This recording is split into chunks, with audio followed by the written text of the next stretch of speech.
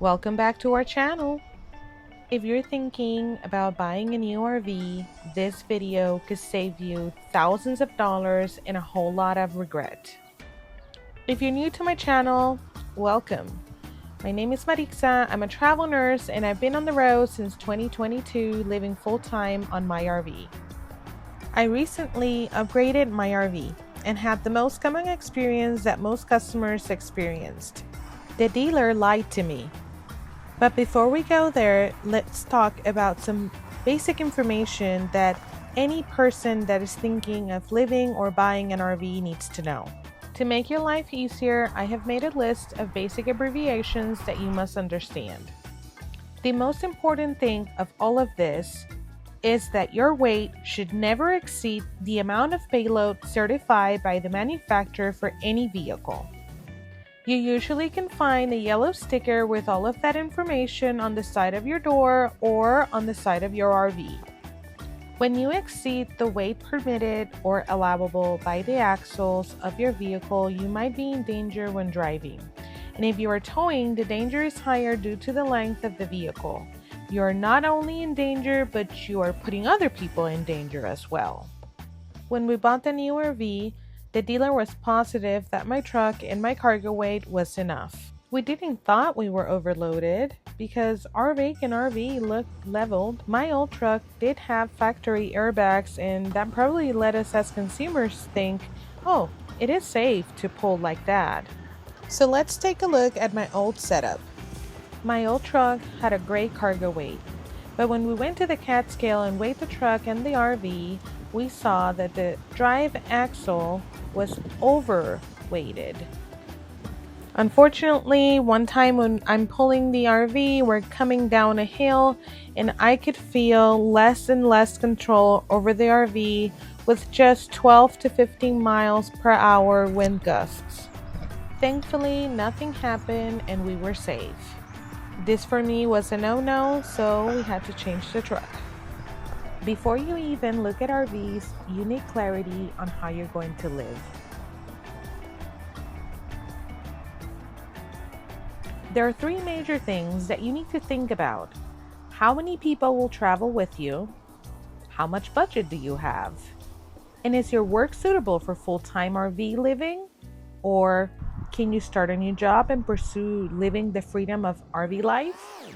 In my case, we wanted an RV to fulfill my travel contracts due to being more flexible for our family, and my fur babies had a consistent place to call home. I would just pick my next contract, look for an RV park, and let's go. So I decided to live full-time in the RV and work full-time, but as a traveler. Let me show you my favorite way of researching my perfect RV. And I mean suitable, capable, and comfortable enough for my family. I am not sponsored by this website, but this is my favorite website to search any kind of RV. You can use any other search engine and follow the same steps I'm about to show you. It'll save you time, frustration, and potentially a significant amount of money. In my experience, not every salesperson is fully transparent when trying to close a deal. So doing your own research puts you in control. As you can see, there are many types of RVs. You can choose any and start looking at them, or if you're like me and know what you're looking for, you can go ahead and click your category. Take advantage of the filters that this page provides. This way, you can narrow down your options and concentrate on what specifically will work for your family setup. If you found something that caught your eye, this page lets you click to compare up to 4 models. This is when it starts to get interesting, because when you compare these models, you can see at a glance more information that distinguish them. We can see the year, manufacturer, length, height, and for the purpose of this video, we're going to focus on weight, payload, cargo capacity. Let's dig in. You can see the dry weight of the RVs and the maximum capacity of weight the RVs can handle. If you subtract the GVWR minus the dry weight or the unloaded weight, you will get your payload or your cargo capacity. So let's focus on this first one. And let's see how much cargo capacity it has. Unfortunately, as you can see, not all the models in the websites have how much cargo capacity you can have on your RV. You can call this an estimate, and I will show you why later. But it gives you a really good idea of how much weight you can actually put in your RV for your trips. Remember, this is important because this is also the weight that you will be applying to the vehicle that you will use to tow your RV, in case you're going with a travel trailer or a fifth wheel or basically pulling. As you can see in my calculations, there are some ups and downs from what they actually show. So that's why you need to do a lot of research, and when you come to the dealer to see an RV, you have to make sure that you verify all of this information before you actually buy it. Now let's say you know exactly what you want. The brand, the length, how many slides you prefer, how much budget you have. So then you need to use this tool. This is my favorite to find my dream home. You can input limits on each category. This will filter all the available units that are more similar to what you're looking for or what your family needs. And you can search within the miles that you are available to go and drive to find your forever home. I know there are so many things that we can talk about researching your new RV or used RV, but I want you to focus on safety and try to save you a lot of money in the long run if you're overweight.